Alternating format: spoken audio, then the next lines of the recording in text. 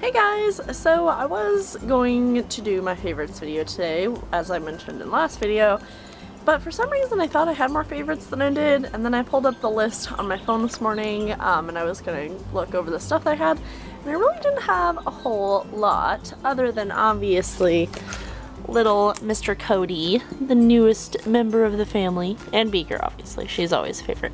Anyway, so if you haven't seen the videos I've done with him, I'll go ahead and link those down below, just in case, because he's pretty adorable. He's a really big favorite of the month, so there's that. Anyways, so yeah, I figured just the other stuff I would probably go ahead and save up for next month, and then hopefully have a better size favorites for you, because that's just what I decided to do. But anyways, for today's video, I wanted to go ahead and show you guys my current garden setup. So I just got a few plants in the ground a few days ago, and yeah, I'm basically just going to show you the plants and I guess the stuff that I use. So hopefully that's interesting to you, and I'll go ahead and show you stuff. So basically at the moment I've just got 3 tomato plants and some cucumber seeds that are waiting to sprout. Yeah, these ones kind of look a little bit sad. So here, this is a Better Boy, I think. Yep. So that's a hybrid tomato. It gets pretty big. It's like makes really big slicer tomatoes.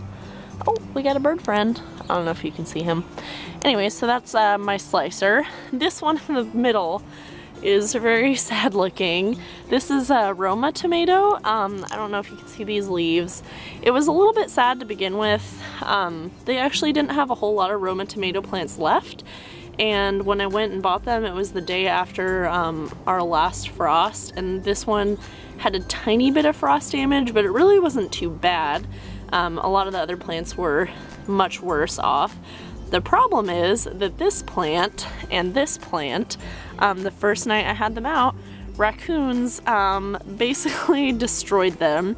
So I learned that raccoons really like digging in fresh mulch, which is what I've got around all the plants. That helps keep them warmer, which they like, and retains water.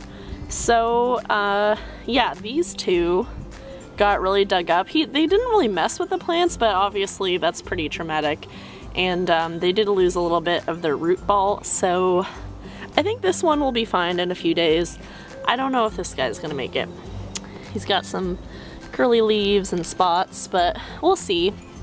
Anyways, I have never had that problem before. Actually, the only problems I've had with my tomatoes were centered around birds, but what I did is buy blood meal, and I sprinkled probably about a quarter cup just all the way around the outer rim of the mulch, and they have left alone ever since. So yeah, that's a good tip. I never knew that. You can kind of see it's super unfocused, but this grainy stuff on there is the blood meal. Apparently it keeps away deer and squirrels and rabbits and all sorts of little critters. I guess it scares them or something. I don't know. All I know is they don't like blood meal, so if you're having any issues with those sorts of critters, try it out, because it worked really well for me. They have left them alone ever since. Anyways, this tomato, the raccoons left this one alone, so you can see it's much perkier. It looks pretty much totally normal. They did, I don't know, the little like marker tag that comes with them disappeared though.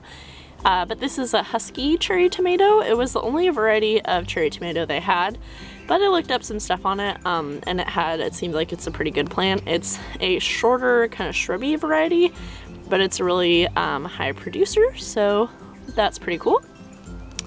And then this last one is super unexciting because I've just got some cucumber seeds in here. I've never grown cucumbers before, but apparently they really love heat. So I'm pretty excited about that. I think that should be awesome because I love cucumbers. I love eating them and juicing them. So yeah, I think this was a SMR either 58 or 28 variety. But yeah. And then that's just a random little mosquito incense stick. But so yeah, that's all I've got at the moment. Tomato cages around all of them for support. And then these pots are pretty cool too. They are actually self-watering, so they've got a reservoir down here for water. They're from the brand Misco.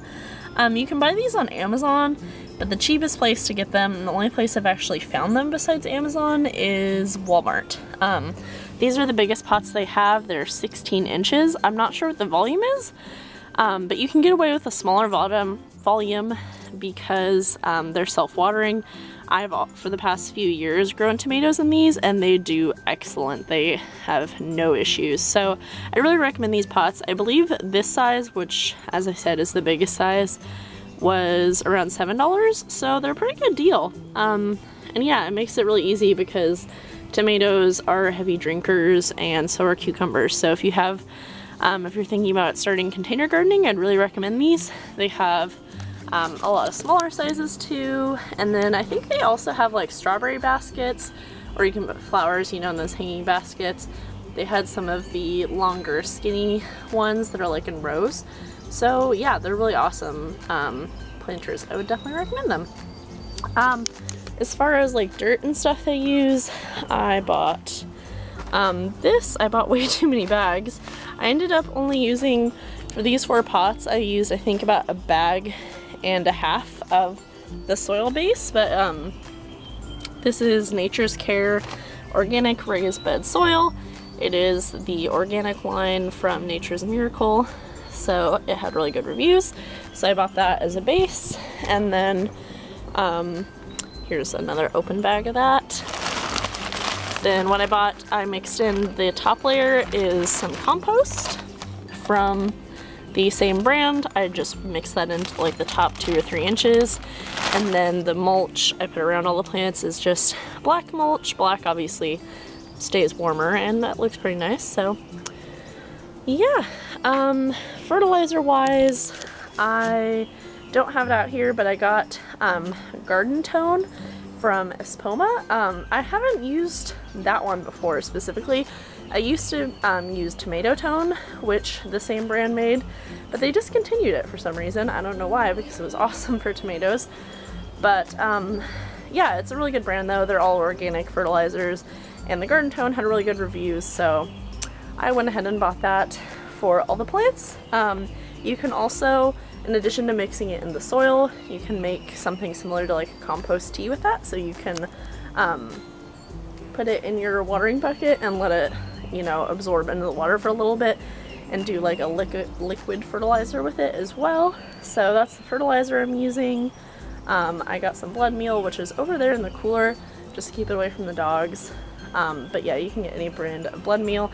It's also a really good fertilizer, but like I said, really awesome critter deterrent if you need something like that.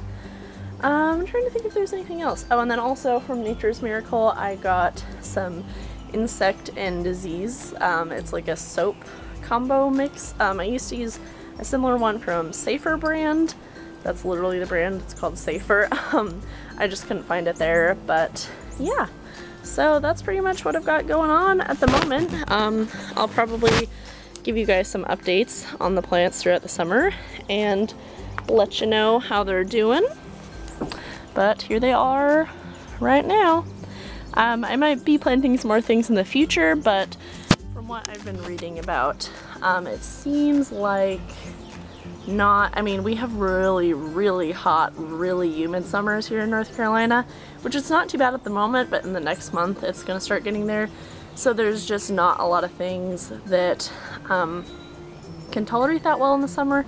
Strawberries also do well here, but they take a couple years to get established, and we're not going to live here forever, so I didn't really want to get strawberries. We missed the lettuce season because we went straight from like freezing cold. We had a week of like pretty mild in the 60s temperature, which is about the hottest that lettuce does, and then now we've been in the 70s and 80s.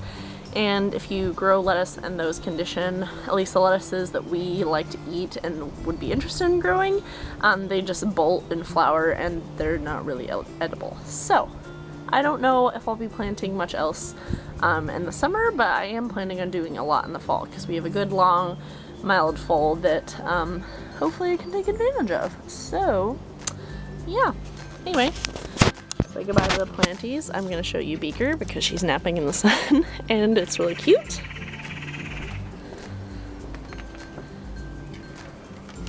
You having a good nap? Oh, and of course I woke her up. Oh well. And then there's Mr. Fluffman sleeping by the pile of laundry I need to put away. Hello everybody, good morning. I'm sorry if there's a little bit of an echo in here. It was even worse when I had this door closed, so hopefully it's not too bad. But today I wanted to go ahead and share with you my morning skincare routine.